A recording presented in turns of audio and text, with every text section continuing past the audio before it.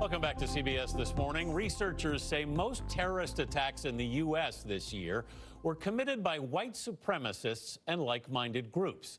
The FBI's most recent statistics on hate crimes, released just last month, show 2019 was the deadliest year on record. But in a new twist, a CBS News investigation uncovered that organizations viewed by some as hate groups are actually receiving financial benefits from the federal government. Chief investigative correspondent Jim Axelrod has been looking into this. Jim, good morning.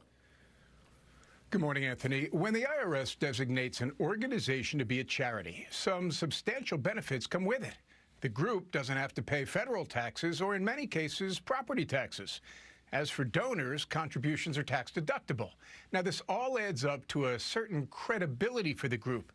And our investigation found that credibility is being enjoyed by a number of groups you may find troubling. It's been 3 years since this deadly scene unfolded at the Unite the Right rally in Charlottesville, Virginia. I don't think I will ever not be scared. A day that still haunts Liz Sines, who narrowly escaped injury when a car deliberately plowed into a crowd of counter-demonstrators, killing one, Heather Heyer.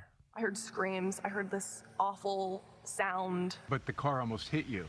Yes. I don't know how I got out of the way. Sines is now the lead plaintiff in a federal lawsuit against the rally's organizers, some of whom belong to groups designated as hate groups by the Southern Poverty Law Center, a civil rights advocacy group. I think Charlottesville is one of the clearest examples we have that this extremist violence that we're witnessing is organized, it's planned, it's organized hate crimes.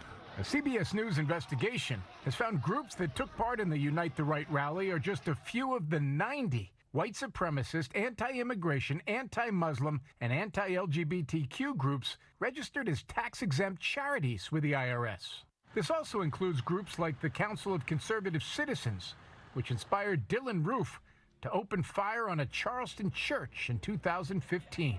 When we hear that term charitable, we think good. Phil Hackney is a former IRS attorney who worked in the office of the chief counsel overseeing the nonprofit sector. Is being granted tax-exempt status, is that equivalent to some form of governmental endorsement?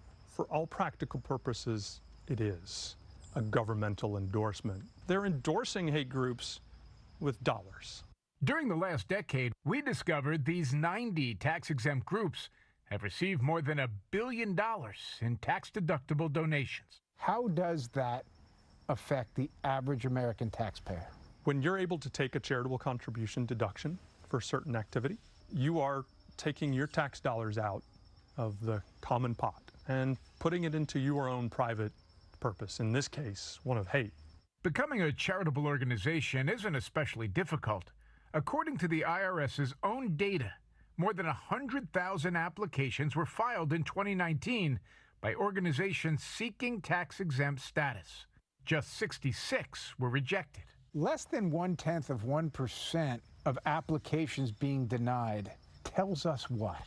It tells us that that system is kind of I don't want to say a fraud, but it's not working.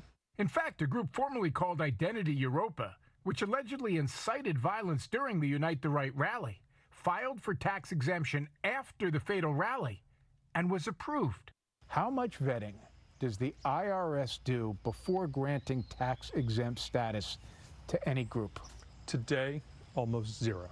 After surviving the Pulse nightclub shooting in 2016, Brandon Wolf became an LGBTQ advocate. Last year, he testified in a congressional hearing that the tax code subsidizes hate. If the IRS were able to begin to scratch the surface, they would see that there's a whole lot of things going wrong here. In the past, the IRS has revoked tax-exempt status for things like practicing segregation or promoting acts of violence. But the IRS cannot take away status solely on the basis of a group's viewpoint. Where are the lines? For me, I actually think about it on the other end of the spectrum, which is what happens when these groups actually do incite violence? Who's checking on that? The answer today is no one. What happened at Pulse makes this all a deeply personal issue for you. Yeah.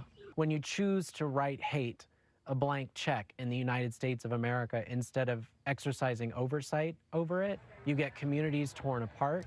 You get people grieving and mourning. This is the human cost to hatred. Liz Sines tells us she hopes her lawsuit will hold Unite the Right rally organizers accountable for carrying out violence she believes was premeditated. In court papers, Identity Europa says it is not to blame for the actions of the driver.